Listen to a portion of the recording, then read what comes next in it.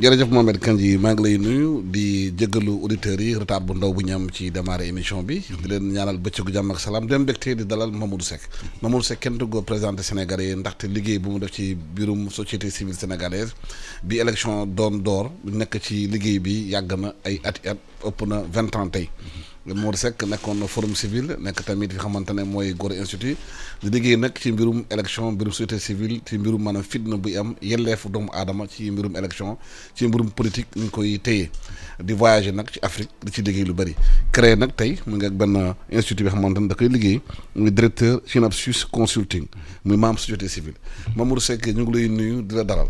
maa ngi lay gërëm bu baax Alassane. waaw réew mi nag fan yi dafa bëri coow.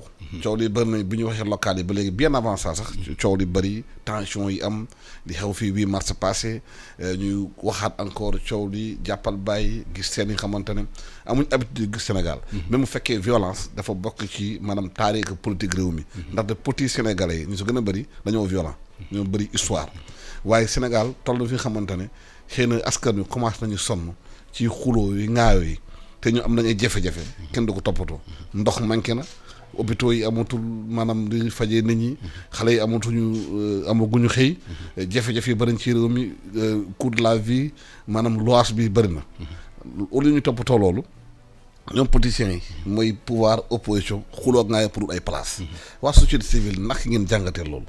jërëjëf Alassane ci invitation bi da nga wax ay jafe-jafe yu bëri ma yokkal la ci benn boo xam ni moom dafa bouleversé àdduna bi.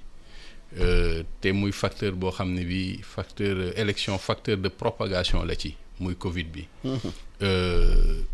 acteurs politiques yi surtout ñiy gérer processus bi nañ ci bàyyi xel ba trouver ay alternatives yoo xam ni duñu au moins duñu reporter scrutin bi et que ñu fexe ba Covid bi mu bañ a nekk un facteur de blocage dama koy wax fu ma jaar parce que en réalité dans les autres pays trouvé nañ ay alternative ma joxe benn exemple rek balaa may ñëw ci sa question bi parce que loolu Covid bi lu ñu soxal la te mën na nekk un facteur boo xam ne bii day ñëw jaxase affaire yi en France bi ñu reprendre processus bi dañ ne ku nekk na nga ñëw ak sa stylo booy signer exemple parce que mën na nekk un facteur de propagation et de transmission du virus exemple yooyu laay wax nañ ci xalaat faire preuve d'ingéniosité ba bu scrutin bi jotee bu ñu taafante laayu Covid bi parce que on a reporté 2 fois maintenant bu ma ñëwee ci sa question nañ xam ne rek fi ñu toll ni jamono yi dañ nekk ci société civile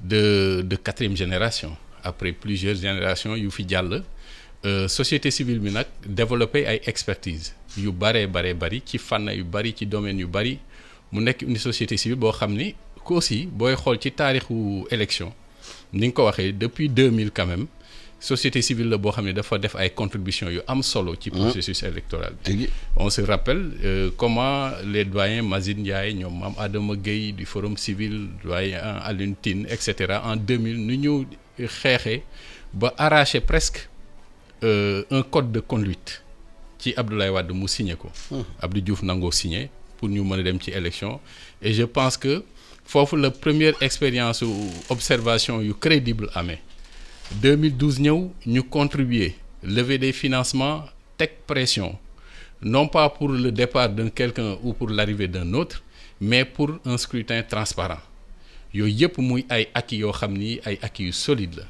maintenant 2012 nag tournant bu am solo dafa am parce que ni changement yu bari amee ci espace bi on parle de plumes perdues dans l'espace journalistique médiatique des plumes perdues très crédibles yu amoon solo yoo xam ni dañu mujj dem ci geneen langue kenn mënu leen koo bañal nit ki yaay def sa choix wu bopp benn moment mun nga dem ba benn moment nag nga ni lii ma nekkoon je préfère migrer vers beneen secteur li ci am solo rek mooy pour trahir fa nga jóge voilà est-ce que migration journaliste yi est-ce que migration bu amul point de relève après. si ni mu amee nag fa la doon jëm ni mu amee ci journalistes yi la amee ci acteurs politiques yi ils ont eu du mal à presque dafa mel ni presque ils sont restés groggy ci arrivé wu Macky Sall ces transfuges de gauche et cetera ñu yàgg ci environnement bi ba pratiquement ñoom ñëpp rallié. noonu la amee ci société civile bi ay dafa am benn moment de vacuité parce que ñu bari dañu mujj maanaam daal migration am na ci. ma revenir toujours ci que ay idéaux la ay choix la nga wax sànq ci gauche bi am na solo loolu. parce que gis nañu un débat temps yi diggante Madiaye Mbodj. oui ak kii di Momar Samb. tout à fait par rapport à la gauche. Absolument. la muy position am par rapport à la situation actuelle. tout à fait. tout à fait moo indi loolu lépp rek 2012 tournant bu am solo la vacuité am ci société civile bi on a perdu des voix ndem si yàlla Mohamed Mbodj. Penda Mbow doonoon seen jigéen. ne ci biir amoon ci solo di xeex. Abdou Aziz Diop mënuñu ko bañal. il était dedans dans le combat. ñoom doyen Alioune Tine après mu def benn shift. jugee jaar comité sénégalais des droits de l'homme après teg Africa Jom Center en plus de ses fonctions internationales doyen Mazine Ndiaye. qui a justement est-ce que création Africa Jom Center boobu. rayul RADDHO bi xamante ne xëy na mu nekkoon na benn structure bu dëgëroon la. alors RADDHO dafa mel ni léegi. elle n'est que l'ombre d'elle-même. waaw par rapport à la société civile. dëgg la mais en fait ce serait dommage que doyen Tine déserté dem te kenn dootu ko gisati beneen bi mooy aussi impératif de gouvernance organisationnelle dafa amoon dama njorti ni bailleurs yi demoon nañ ba benn moment aussi di gis Alioune Tine rek à la tête de la RADDHO benn moment il est bon ñu am yeneen tête.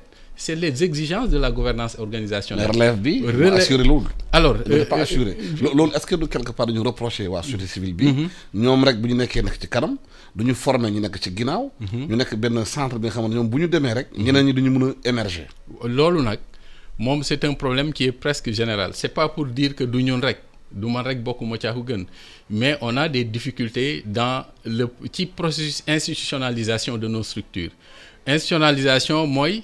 Mettre en place une structure dont la durée de vie biologique dépasse celle de ceux qui l'ont créée. Absolument, comme les partis politiques. Comme les partis politiques. Mais partis politiques yi aussi dañoo am ay jafe-jafe. Parce que même partis politiques yi aujourd'hui mais cet impératif de gouvernance institutionnelle et cetera amu ci. parce que bu ñu xoolee parti politique constat bi ñu def mooy. amatul bureau politique. amatul réunion politique amatul école de parti amatul formation amatul sax maanaam bilan financier. non c'est-à-dire bu ñu appliquer loi bi tey. tous les partis politiques. l'ensemble des partis du Sénégal dañu war dissoudre. maa la ko wax au-delà même de ces questions-là mais parti politique essence am mooy machine électorale la buy wuti ay baat pour mën a exercer le pouvoir. dafa war a former ñu mu àndal mais yooyu yëpp amul da nga gis parti boo xam ne bii depuis mu créé wu ba tey yi ñu toll mais mësut a ñemee jongante moom rek ba xam fu mu toll. ak mais est-ce que foofu mu indi arnaque bi xamante ne bu rëy buy coalition yi. waaw xam nga yow nga nekk sa koñ yoroo ñaar dërëm. tekki woo dara dugg rek si benn coalition lakk na foofu nga naan acteur politique nga boo demee sa kër sa yaay rek la woteel. moo indi coowal coalition yi ak négociation yi ak discussion yi ku nekk xam nga li ngay peser.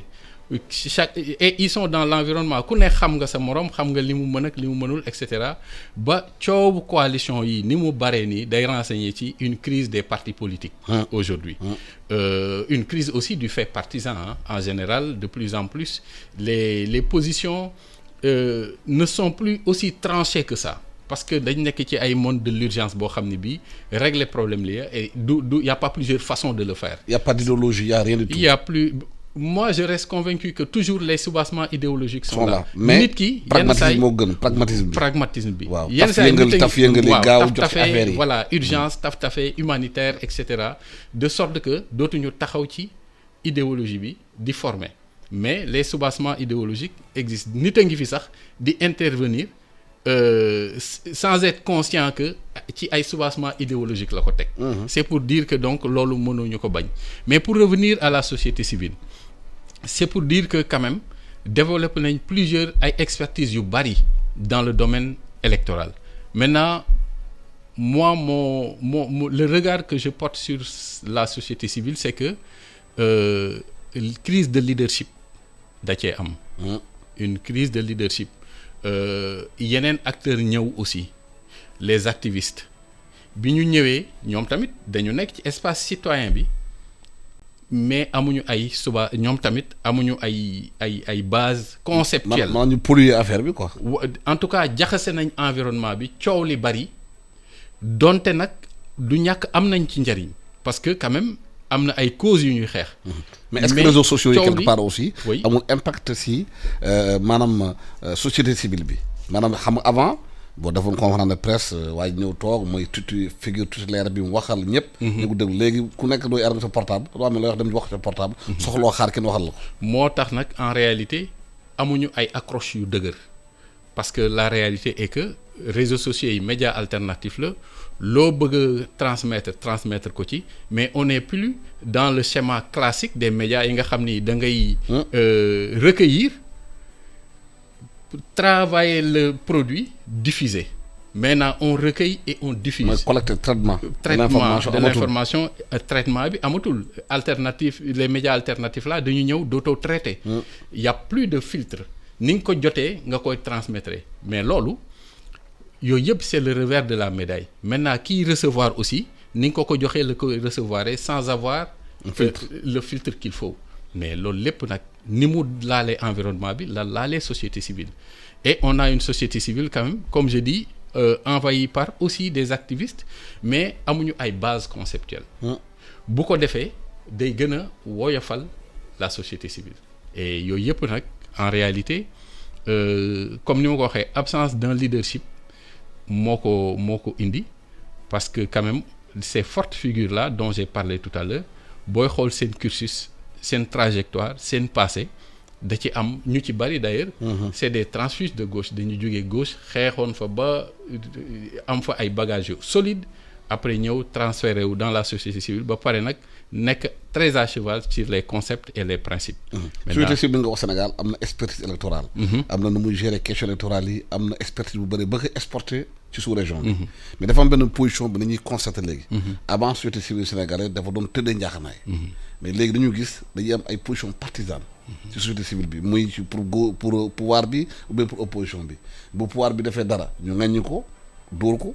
xas ko ne ko amoo droit def li gaa pouvoir am na responsabilité bu rëy parce que moo yore nguur gi waaye opposition bu defee li ko neex tamit soo dee tekk noppi doo dégg kenn di wax dafay mel ni quelque part seen position day rejoindre position opposition bi du ñu jël seen position médiane pour wax diw ak diw yaa def li waaw bon loolu mën na nekk une impression mën na nekk impression de Sénégalais yu bëri am léegi oui mën na nekk une impression donte nag Abdoulaye Wade ne woon tax yenn société civile c'est des politiciens encagoulés waaw mais xam nga nag depuis quand même 90 ans on a toujours taxé la société civile de société civile partisane mais elle tient toujours ça veut dire que kon am na lu fa nekkoon ba léegi ma nga fa beneen bi mooy il est très difficile aujourd'hui face à un pouvoir bu am doole nag on parle de violence électorale mais on a quand même un état violent même boo déggee discours un président doole ji mu yor rek doy na soxlawul mu ciy teg leneen mu ciy teg dara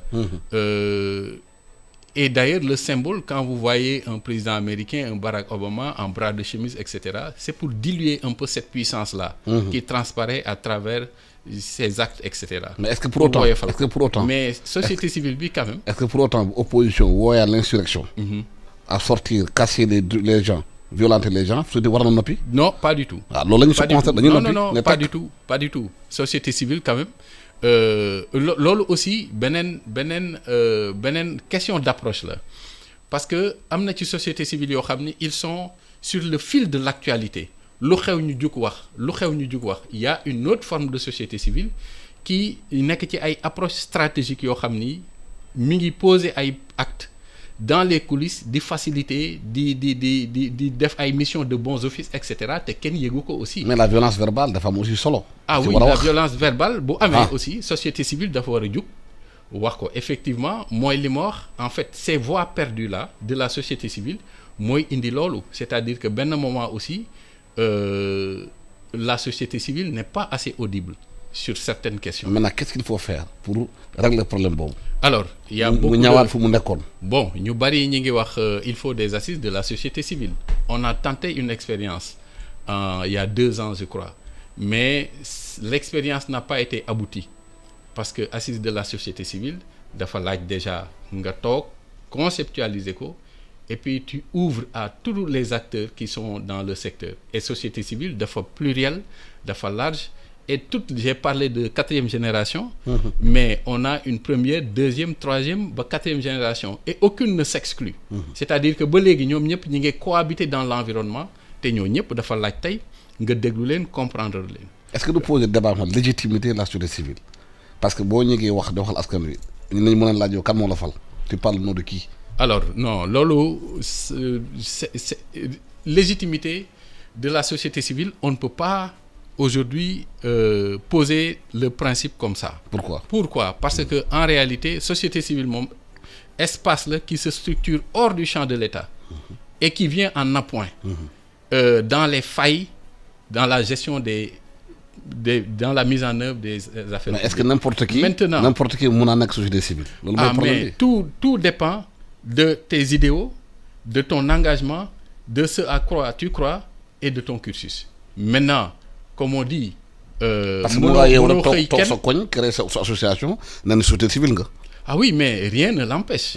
dara empêché wul tey nga toog l'importance li ci am important rek mooy nga assurer un positionnement et mu leer ñu ni 3 principes directeurs yi de la société civile yaa ngi ci. ñan la yooyu citoyenneté transparence responsabilité. ñett yi boo ci nekkee citoyenneté action citoyenne transparence mu leer les actes que tu poses sont clairs sont acceptés et ceux pour qui tu dis agir se retrouvent dans ce que tu fais.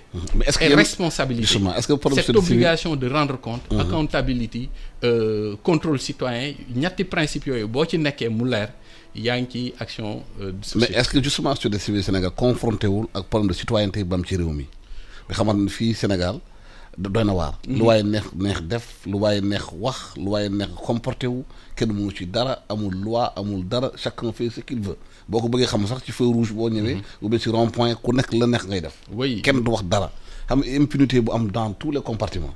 alors du haut au bas du bas au haut. dëgg la loolu am na mais nag il faut pas non plus penser que la société civile dafa ñëw war a régler problème yëpp d'abord état. moo am la charge de l'action publique. Maintenant société civile dina am benn moment boo xam ni aussi il est important que mu impulser ay approche collaborative ak état parce que mënoo dëkk rek non plus ci dénonciation confrontation di mbëkkante parce que société civile dina dem ba benn moment mu produire lu am solo nekk ci ay dynamiques yu intéressantes. formation citoyenne renforcement de capacité même ba recherche. xam nga aujourd'hui société civile dafa nekk ci ay dynamiques de coproduction de politique publique mais loolu qui met en œuvre c'est l'État. Donc il faut nga am ay approche yu stratégique yu importante yoo xam ni daal c'est bien réfléchi yoo xam ni di nga mën benn moment li nga découvrir en termes de recherche nga mën ko partager ak état mu gis ci boppam sentir ni découverte yi bu ma ko mettre en œuvre dina ma amal solo. Donc approche collaborative dafa am solo fi ñu toll nii société civile de 4e génération yi ñu nekk dafa laaj ñu nekk ci ay approche collaborative parce que li ñuy xalaat di ko liggéey avec l'expertise qu'il y a les productions mais mënul nekk ci tiroir yi il faut qu'on puisse arriver à les transmettre à l'État. Mais boobaa day fekk aussi ñu nekk pas de la collabo.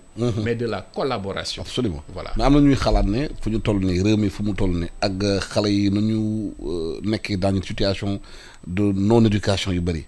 Est-ce que waruñu woon renforcer service militaire obligatoire xale yi. ñu nekk service militaire nekk civique ñu jàngal leen mooy département yi région yi partout. am na ay camps militaires camps militaires jël en charge xale yi pendant un moment. pour jàngal lan mooy réew mi lan mooy civisme.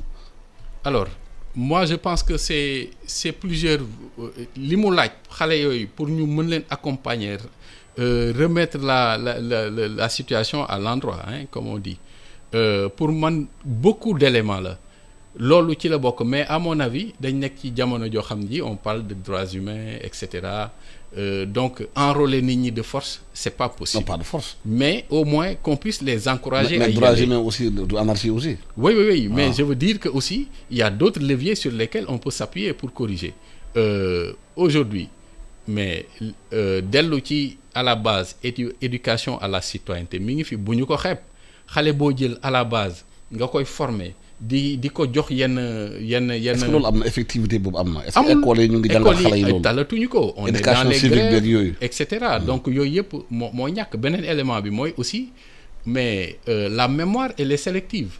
Il faut nécessairement commencé woon nañu ko même si il y a eu tellement de bruit que presque on n'entend plus parler de l'histoire générale du Sénégal. Mais il faudrait y revenir. Mais la mémoire est sélective. Je pense que histoire générale du Sénégal boobu travail de mémoire lañ commencé woon. Mais il faut ñu continuer ko et puis bu ñu paree ñu simplifier ko jox ko le plus grand peuple ci langue yeeg yëpp pour que ñoom ñu comprendre yooyu aussi c'est des fondamentaux. yoo xam ni boo ko booleeg idée bi nga wax ak le volontariat et cetera yooyu yëpp. boo ko boolee peut-être que dina jur dara.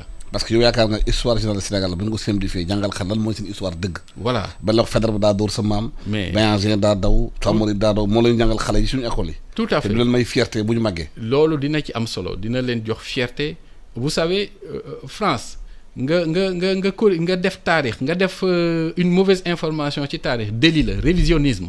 C'est passible de peine de prison. mais fii da ngay jug mais dégg communicateur traditionnel sax bu wax loo xam ne bi boo ko déggee musiba la boo yu xale yi dégg ñu mën ko yóbbaale donc yooyu yëpp dafa laaj ñu xeex contrer toutes ces formes d'agression là qui peuvent venir remettre en question notre histoire mais bu boobaa peut-être histoire générale du Sénégal et ce type d'initiative là baax na bu ñu ko jotee ñu simplifier ko. Simplifier mooy dans un langage simple. Même ci bande dessinée wala yooyu wala ñu génne ay extrait def ko ci ay résumé yu simple traduire ko ci langue yi à travers les médias et cetera di ko waxtaanee di ko partager ak le plus grand peuple. Pour man yooyu yëpp c'est des approches qui peuvent permettre de corriger cette crise de la citoyenneté boo xam ne bii nag en réalité c'est systémique. ci parti politique yi da ngay dem secteur privé. nga dem ci association yi dem ci médias yi.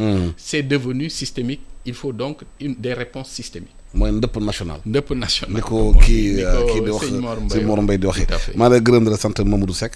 ma rappelé yaay directeur Synapsus Consulting yaay membre société civile liggéey nga forum civil liggéey Gora Institut te am nga expérience bu 20 ans ci mbirum société civile. dina waxtaan ak yow naka la société civile mën a taxawee fi ñu toll nag réew mi coow li bari xëccoo bi mbiicoo mbaalo bi ñi xamante ne nekk nguur gi nekk ci opposition bi jëm ci élection bi ñuy nag di liggéey nag ñoom ñëpp. parti bu nekk di bëgg a taal dëkk bi te ñu wax nag réew mi nag dañuy xam ne ñoom politiciens yi moomuñu ko sénégalais ko moom dañuy may jàmm ak salaam ku nekk dem élection ku ñu gañe ñu gañe la ku ñu gañewul nga toog reconnaître ko loolu mooy mbirum démocratie. maa ngi lay gërëm di la sant di la ñaanal bëccëgu jàmm. di gërëm ñu doon suivre suñu émission bi den fàttali E-Media incha allah samedi bi daañu lancé suñu site bu bees bi ku ci nekk xam nga ne am nga ci xam-xam ñu ngi lay invité nga ñëw waxtaan ci ñu ngi lay gërëm di la sant yéen ak jàmm.